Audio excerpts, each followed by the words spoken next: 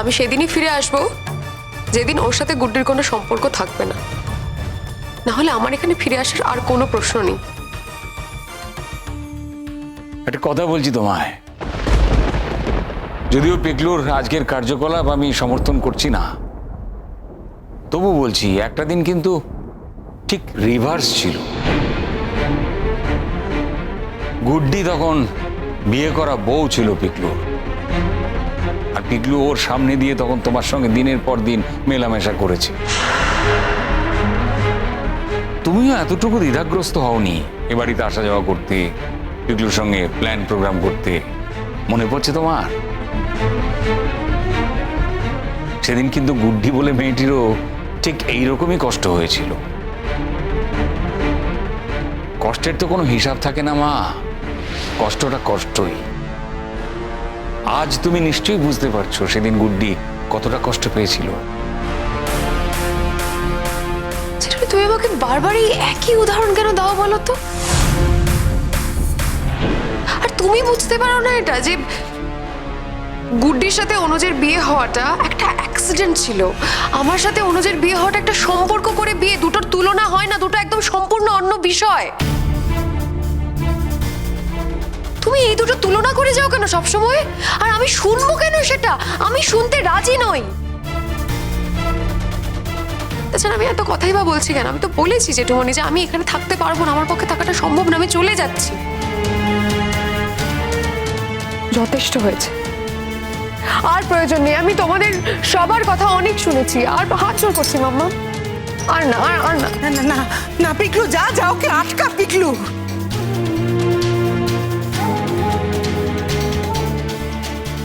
শিরিন, যেও না।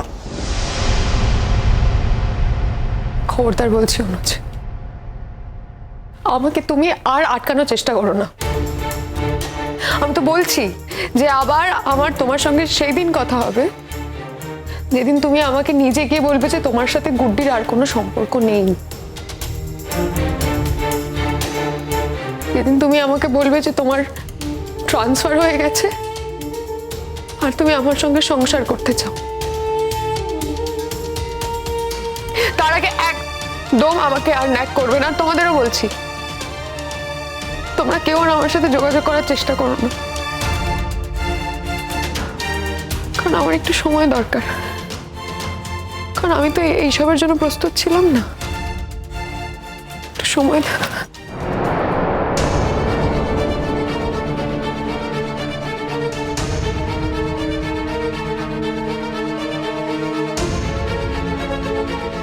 আশা করি এথিক্স মেনে আমরা কোথায় যাচ্ছি, কেন যাচ্ছি, কখন যাচ্ছি, এই কথাগুলো পরিবার বা চেনাশোনা কাউকে বলা হয়নি।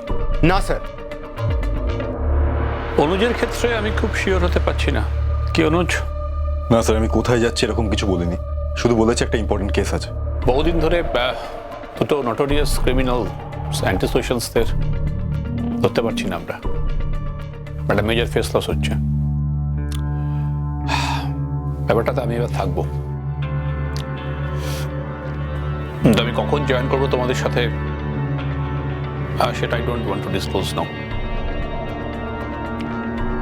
কারণ এটাতে তোমাদের মধ্যে কোথাও একটা নির্ভরতা বা ডিপেন্ডেন্স তৈরি হতে পারে। আমি থাকবো, আমি আসবো। রণুজা, আজকে পুরো টিমটাকে তুমি লিড করবে। Yes sir. তুমি ফিজিক্যালি ফিট আছো? Yes sir.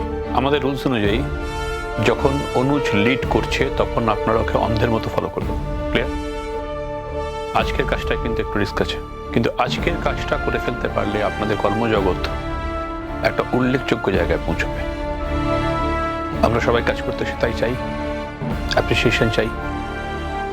আমাদের কাজটা নিছক কোনো কাজ নয়। আমরা আমাদের শরীর মনকে উপেক্ষা করে, পরিবারকে উপেক্ষা করে, সবকিছু উপেক্ষা করে কাজটা করতে আসি। কারণ এটা নয় যে আমরা মাস গেলে একটা টেক প্যাকেজ পাই। আমাদের এই কাজে না কোথাও একটা ভেতরে ভেতরে ওথ নেওয়া থাকে। আমরা ঠিক এমন কিছু করব, আমাদের ক্ষমতা মিসইউজ না করে আমরা প্রপার ইউজ করতে চাই। দেখো, যদি ক্ষমতাটাকে ইউজ করতে পারি না আমরা, তাহলে সমাজের একটা উন্নতি হয়। এটা আমরা সবাই বিশ্বাস করি।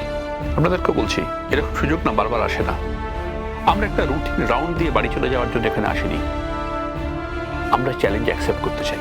প্রত্যেক দিন আরো বড় চ্যালেঞ্জ যদি আমাদের সামনে এসে দাঁড়ায়, আমরা সেটাকে অ্যাকসেপ্ট করি, ওয়েলকাম করি। আমাদের বেঁচে থাকার মানে এখানেই আছে। আমাদের বেঁচে থাকার মানে এটাই, এইটুকুই।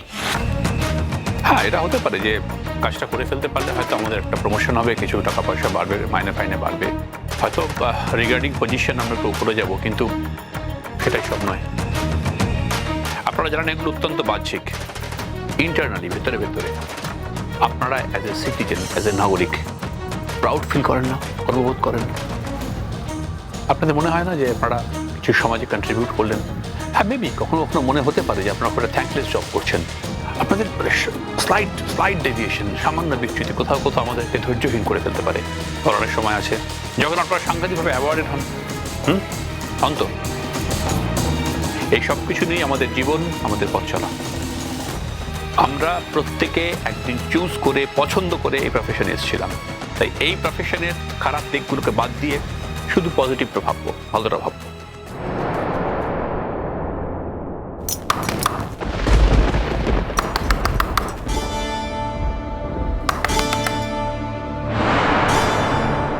শিরিন, কি কি হলো? সুটকেস সুটকেস নিয়ে কি ব্যাপার বলো তো? না, তুমি আসবে আমাকে বলনি কেন? আমি তো তোমাকে নিয়ে আসতে পারতাম। কি হয়েছে শিরিন? এরকম সুটকেস নিয়ে চলে এসছো কেন? নিজের বাড়িতে এসেছি বলে এখন কৈফিয়ত দিতে হবে মা? না না, এমনি এসে থাকতে পারে না নাকি? না, এমনি সে থাকতে পারে না। এমনি এমনি তো আসেনি। দেখতে পাচ্ছ না ওর মুখ চোখের অবস্থা কিরকম বিধ্বস্ত হয়ে গেছে। কি হয়েছে শিরিন? আমাকে বলো, নতুন করে কোনো সমস্যা হয়েছে? কি হয়েছে বলো না। সম্পর্কটা শেষ করে দিয়ে চলে এসেছি মা।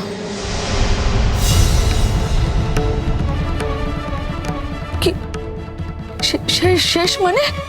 কি বলছিস তুই? কি হয়েছে আমাকে খুলে বলবে তো? আমাদের তো একবার ডাকলে পারতে। ডেকে কি হবে বাপি? কি হতো ডেকে? বাপি, অনুজ ওর মন থেকে গুড্ডিকে বিসর্জন দিতে পারবে না, সেটা আমি খুব ভালো করে বুঝে গেছি। সেই জন্য আমি ওখান থেকে একেবারের মতন চলে এসেছি। সেই জন্য সব পাট চুকিয়ে চলে এসেছি।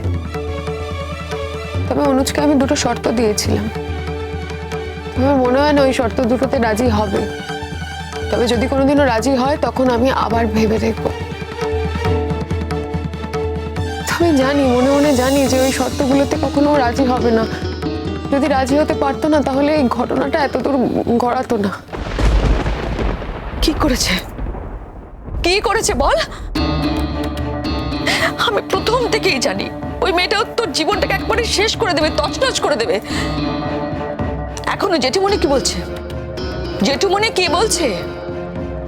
ওই জেঠুমণি সব থেকে বেশি তোল্লাই দিয়েছে না?